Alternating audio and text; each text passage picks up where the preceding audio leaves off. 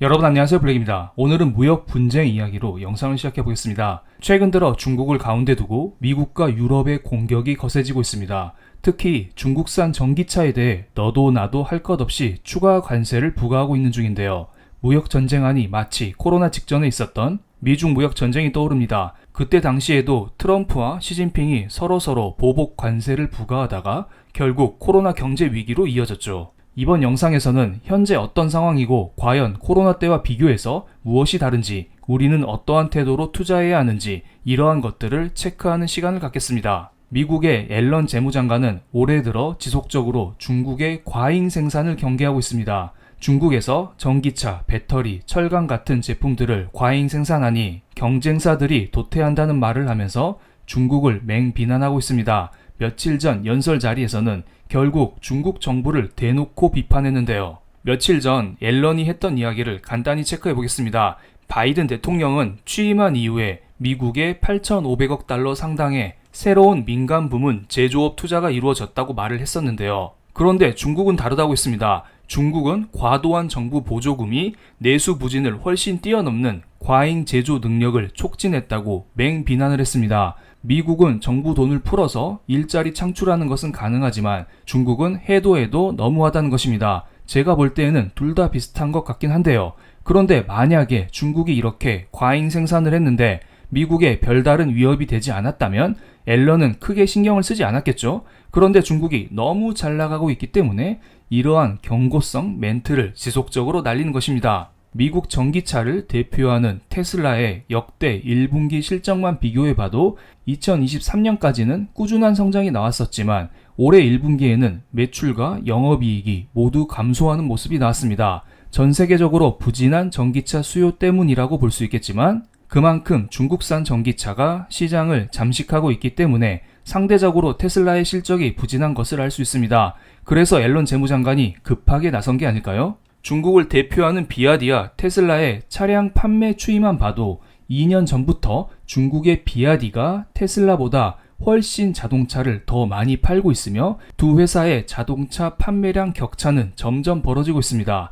그리고 비아디뿐만 아니라 중국의 다른 전기차 회사들의 판매량까지 더하게 되면 이 격차는 더 벌어지겠죠. 그래서 바이든 대통령은 현재 25%인 중국산 전기차 관세를 8월 첫째 날부터는 100%로 인상을 했습니다. 아직 8월이 되지 않았기 때문에 그렇게 하겠다고 발표를 한 것이겠죠.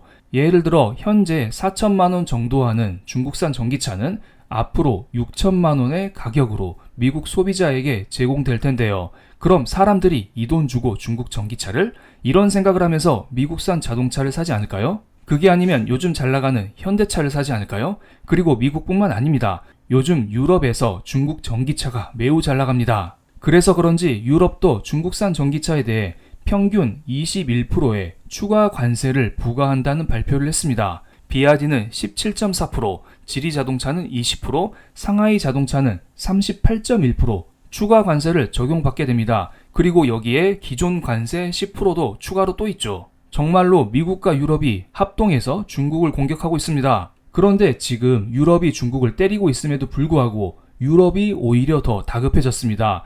유럽 경제장관은 다음 주 중국을 방문해서 중국 정부 당국자들과 이 문제를 논의할 계획이라고 하는데요. 유럽이 중국을 때렸는데 독일 경제장관이 오히려 더 안달이 났습니다. 이상한 일이죠? 현재 중국에서 유럽으로 수출하는 자동차보다 반대로 유럽에서 중국으로 수출하는 자동차의 규모가 더 크다고 합니다. 만약에 유럽이 중국에 관세를 부과하게 되면 중국은 유럽에 보복 관세를 부과할 수 있습니다. 그렇다면 유럽 입장에서는 오히려 손해이지 않을까요?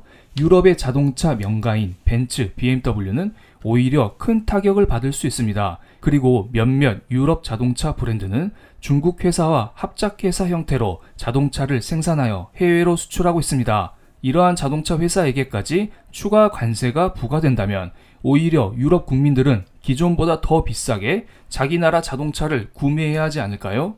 중국 의존도가 높은 유럽 입장에서는 오히려 손해가 될 수 있습니다. 그리고 이게 끝이 아닙니다. 유럽은 중국산 전기차만 건드렸는데요. 중국은 이때다 싶어서 그냥 돼지고기, 유제품, 와인 등 여러 품목에 대해서 추가 조사를 착수했습니다. 이거 제대로 유럽이 중국을 때릴 수 있을까요? 오히려 중국의 공격이 더 강하다는 것을 알 수 있습니다. 그런데 미국, 유럽, 중국 이렇게 너도 나도 관세를 부과하게 되면 현재 진정되고 있는 물가가 잡힐 수 있을까요? 물론 개인적으로 물가는 잡히긴 잡힐 거라 봅니다. 왜냐하면 이렇게 무역 전쟁으로 인하여 물가가 오르게 되면 결국 소비자들의 수요 둔화로 이어지면서 물가 상승률의 둔화가 나타날 수 있기 때문입니다. 2018년, 2019년 미중 무역 전쟁이 진행되었을 때를 보겠습니다. 그때 당시 무역 전쟁으로 인하여 파란색으로 표기된 미국의 소매 판매가 지속적으로 감소하였고 이로 인하여 회색으로 표기된 미국의 물가 상승률이 뚝뚝 떨어졌던 시기였습니다.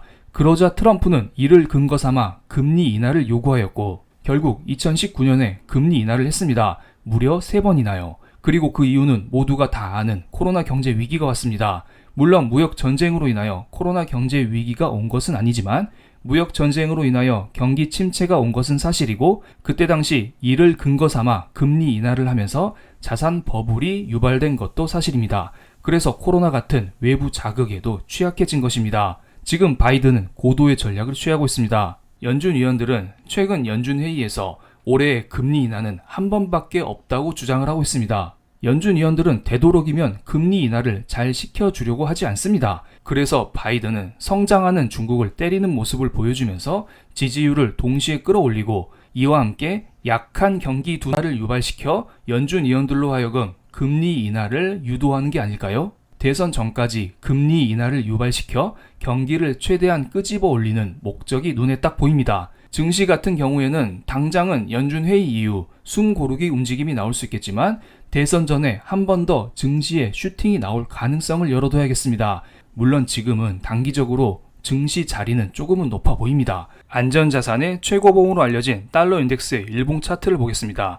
달러는 생각보다 낮은 소비자 물가가 발표되면서 뚝 떨어지는 모습이 나왔었지만 이와 동시에 매파적인 연준회 이후에 지속적인 상승을 보여주고 있습니다. 그러면서 최근의 달러 인덱스는 몇 주간의 박스 상단을 돌파하는 모습이 나왔습니다. 즉 안전자산이 선호되고 있는 형국이란 것입니다. 이런 상황에서는 일반적으로 단기적으로 증시가 팍팍 치고 나가기에는 매우 어렵습니다. 그리고 며칠 전에 발표된 미국의 신규 실업수당 청구 건수를 보겠습니다. 실업수당 청구 건수가 지속적으로 늘어나고 있습니다. 연준에서는 고용이 좋다고 난리지만 실제로는 실업수당 청구 건수가 늘어나고 있다, 경제가 안 좋아지고 있다. 우린 이러한 것을 알 수 있고 이것이 곧 안전자산에 대한 수요 증가로 인해서 달러의 상승을 불러오고 있는 게 아닐까? 이런 생각이 들기도 합니다. 그럼 오늘 영상 여기서 마치겠습니다. 다음 영상에서는 연준 위원들의 구체적인 발언 그리고 달러, 국채금리 등 여러 자산들이 어떻게 움직이고 있는지 이것들과 함께 구체적인 설명을 드리겠습니다. 제 영상이 마음에 드셨다면 구독, 좋아요, 알림 설정까지 부탁드리겠습니다. 감사합니다.